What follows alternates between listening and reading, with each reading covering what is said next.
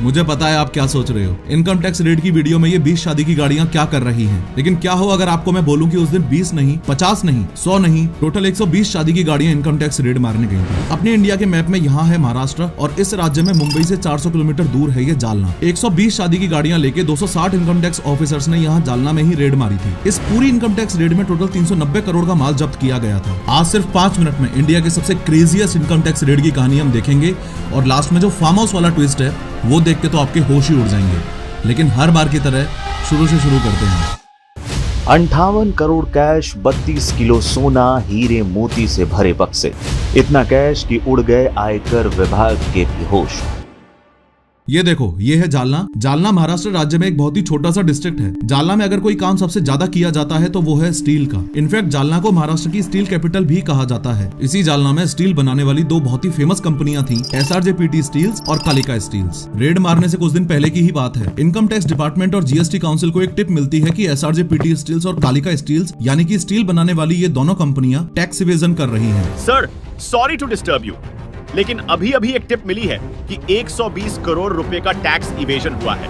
Tax evasion का बहुत ही simple सा मीनिंग होता है टैक्स की चोरी करना। सबसे शॉकिंग पार्ट ये है कि इनकम टैक्स डिपार्टमेंट और GST काउंसिल को जो टिप मिली थी उसमें 120 करोड़ रुपए की टैक्स चोरी की बात की गई थी। टिप मिलते ही बिना समय बर्बाद किए तुरंत ही इनकम टैक्स डिपार्टमेंट ने अपनी नासिक ब्रांच को इस बात की जानकारी दी। नासिक ब्रांच में इनकम टैक्स ऑफिसर्स ने SRJPT स्टील्स और कालिका स्टील्स पर रेड यानी कि छापा मारने का प्लान बनाया। अब टिप इतने ज्यादा अमाउंट की मिली थी कि इस रेड के लिए इनकम टैक्स डिपार्टमेंट को मजबूरन लगभग 260 इनकम टैक्स ऑफिसर्स को चुनना पड़ा। सब कुछ सही चल रहा था, लेकिन एक बहुत बड़ी दिक्कत वाली बात ये थी कि जालना काफी छोटा शहर है और इतने सारे ऑफिसर्स अगर वहां एक साथ पहुंचे तो ये बिजनेस ग्रुप्स अलर्ट हो जाएंगे। फॉलोइंग दिस, इस रीजन से रेड फेल तक हो सकती थी, जो इनकम टैक्स डिपार्टमेंट के लिए काफी प्रॉब्लम वाली बात थी। इस प्रॉब्लम का सॉल्यूशन निकालने के लिए और टारगेट को रंगे हाथों पकड़ने के लिए एक गेम प्लान बनाया गया और ये प्लान था इस कहानी में फिल्मी तड़का देने का। सबसे इंपॉर्टेंट कैच, इस प्लान को नाम दिया गया दुल्हन हम ले जाएंगे। लेकिन इससे पहले कि इस गेम प्लान को एग्जीक्यूट किया जाए, कुछ ऑफिसर्स ने 1 और 2 अगस्त 2022 को इन बिजनेस ग्रुप्स की रेकी की। इस रेकी की हेल्प से उन सारी जगहों को आइडेंटिफाई किया गया जहां जहां रेड मारनी थी। शॉर्ट में बताऊं तो ये डिसाइड हुआ कि ये जो दो स्टील की कंपनियां थी, SRJPT स्टील्स और कालिका स्टील्स, इनके ऑफिस,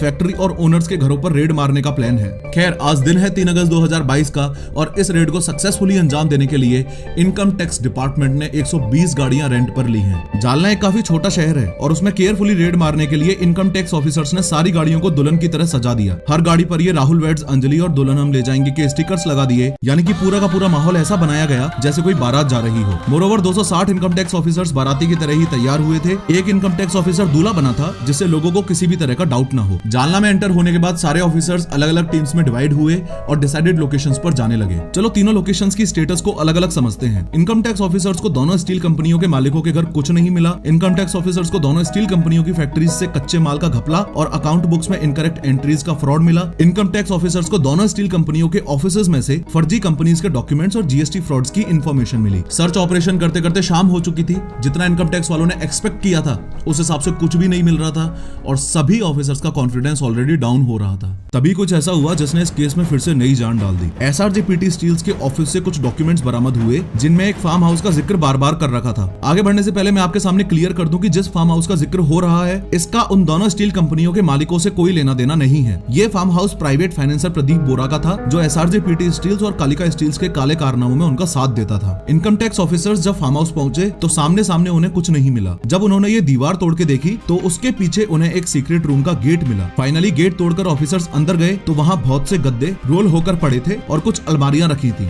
गद्दों और अलमारियों को खोलकर देखा तो इनकम टैक्स ऑफिसर शॉक्ड ही रह गए। और ये बात सुनकर आपके पैरों के नीचे से जमीन खिसक जाएगी कि गद्दों के अंदर 500 के नोटों की हजारों गड्डियां छुपी हुई थी। अलमारियों में सोने की jewellery, gold coins, gold bricks, gold biscuits और डायमंड्स चमक रहे थे। फार्म हाउस में सर्च ऑपरेशन खत्म होते होते सुबह हो चुकी थी और अब बारी थी इस जब्त सामान की टोटल वैल्यू निकालने की। क्योंकि इतना कैश हाथ से गिनना पॉसिबल नहीं था, इसलिए पास ही के SBI बैंक में सारा पैसा थैलों में भरकर ले जाया गया। ये सुनकर आपके होश उड़ जाएंगे कि सुबह 11 बजे SBI बैंक में नोट गिनना शुरू हुआ था और ये सिलसिला रात के 1 बजे तक चलता रहा, यानी कि लगभग 13 घंटे। फाइनली इस रेड के एंड में काउंटिंग के बाद पता चला कि total 58 crore cash, 32 kilo gold, 14 crore के डायमंड्स और 300 करोड़ की अनडिक्लेयर्ड प्रॉपर्टी उस टाइम फार्म हाउस से जब्त की गई। ओवरऑल इंडिया की इस क्रेजीएस्ट इनकम टैक्स रेड में 390 करोड़ का एक बड़ा अमाउंट सीज हुआ था। कुछ ऐसी ही अनबिलीवेबल कहानी है टी सीरीज के मालिक गुलशन कुमार की हत्या की।